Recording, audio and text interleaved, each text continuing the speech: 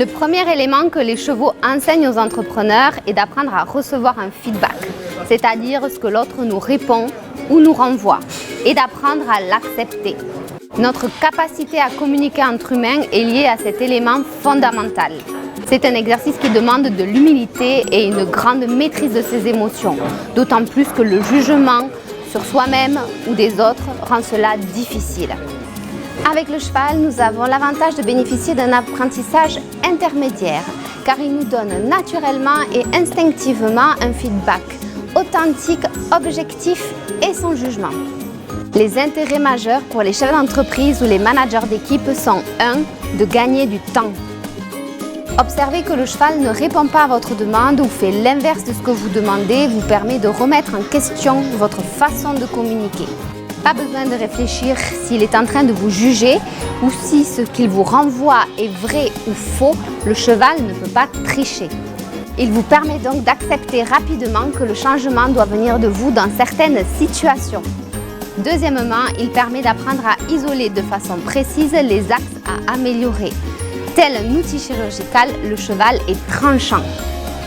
Si vous êtes juste, stable, digne de confiance et cohérent, il sera enclin à coopérer, décontracté et disponible.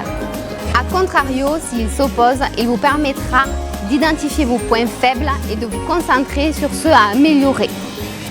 Troisième élément, vous allez perfectionner votre communication non verbale. Elle représente 80% de la communication entre humains. Le cheval est reconnu comme un expert dans ce domaine. À ses côtés, vous allez apprendre à observer, comparer, interpréter des attitudes, ce qui vous rendra plus efficace et plus fiable dans l'exercice de vos fonctions. Alors concrètement, au travail entre deux personnes à compétences techniques égales, c'est celle qui développe ses compétences relationnelles qui fera la différence.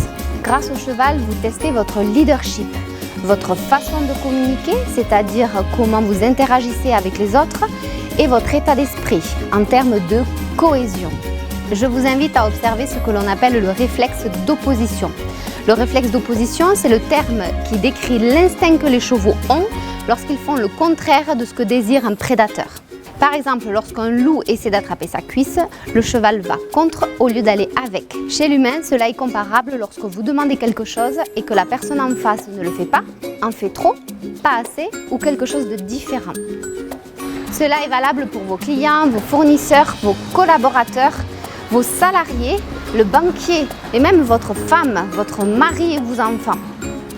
Pour le cheval, vous observerez deux types de feedback lors du processus de réflexe d'opposition, la peur ou la dominance. Pour la peur, il est important de comprendre que c'est sa nature de fuir par peur. Il va soit s'éloigner de vous, soit ne pas vous regarder ou carrément vous foncer dessus car il ne vous voit pas en étant trop apeuré. Pour la dominance, c'est lorsque le cheval se sent en sécurité qu'il recherche alors la position hiérarchique dans le troupeau. Il joue alors constamment des jeux de dominance pour se positionner avec les autres chevaux et avec vous. Vous allez observer plusieurs éléments. Il va vous pousser ou aller contre tout ce que vous demandez. Alors oui, c'est un manque de respect, mais cela est dû à un manque de confiance au départ.